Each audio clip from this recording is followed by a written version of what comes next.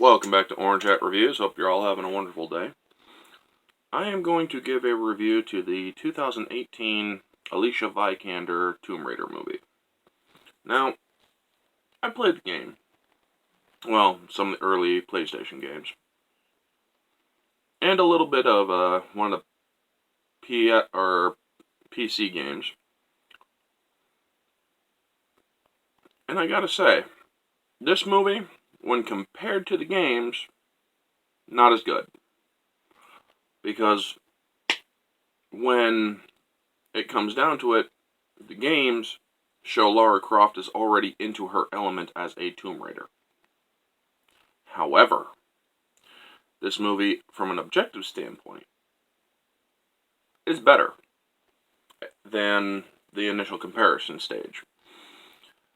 This movie, objectively, I will give a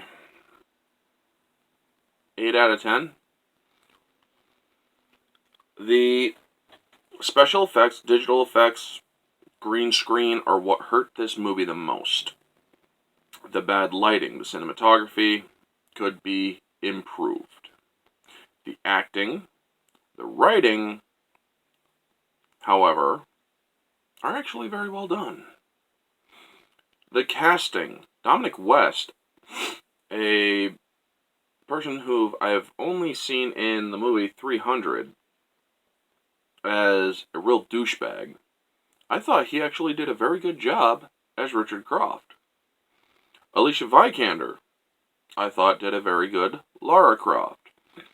Now, there are some people who complained that they desexualized Lara Croft, because, as most people know, Lara Croft in the games had, well, very big boobs. You know what? That's not the only thing you should focus on. You should focus on her skill. You should focus on her abilities to go into situations and handle them however need be. Now, this movie is basically an origin story, and it was done very well. It showed Lara Croft not yet as a Tomb Raider, but as a person who was forced to go into this because she realized there are real threats to her livelihood as well as her family's legacy. And in this movie, it shows she is not in her element. Now, while this movie is called Tomb Raider, you expect her to be raiding tombs and whatnot. There's only one tomb that she raided, and with help. And yet, most of the movie, well, most of the first act of the movie, was not anything to do with archaeology or raiding tombs or anything like that. That's fine. That shows that Lara Croft had a different path that she wanted to take other than what her father wanted for her to do.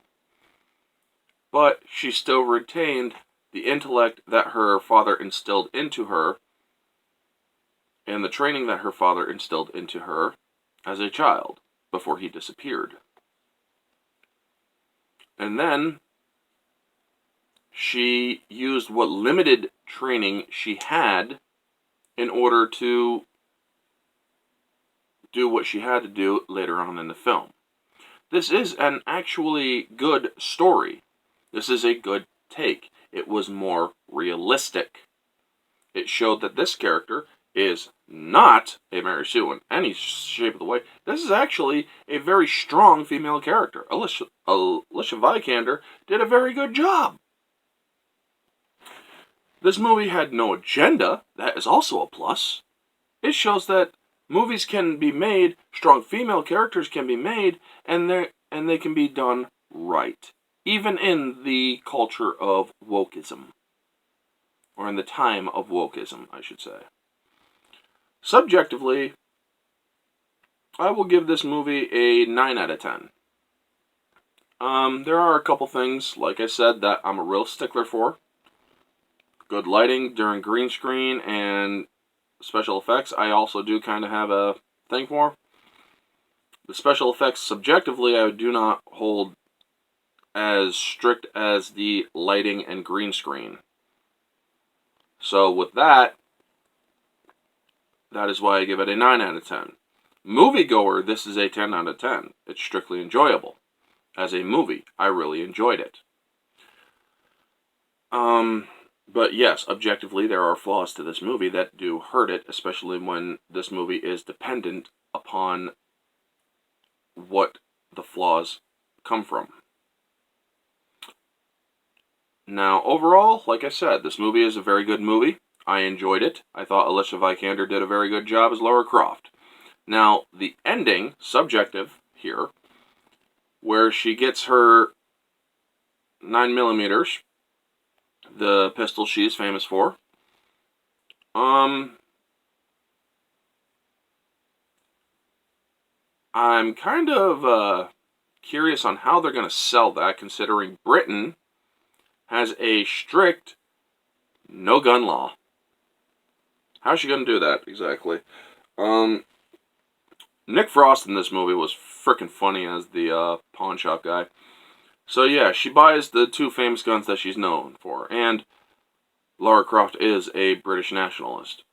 She is from Britain and whatnot. Her family is very wealthy and such, and she's also known for wielding the guns. I'll take the two.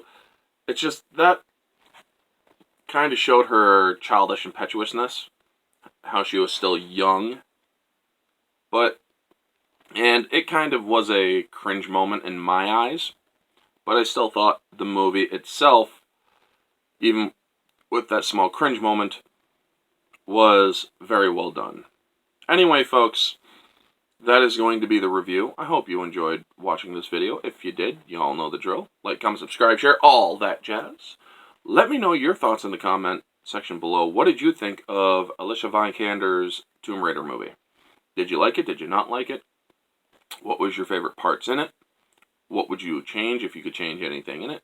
All your thoughts, folks. Anyway, this has been Orange Chat Reviews. Stay humble.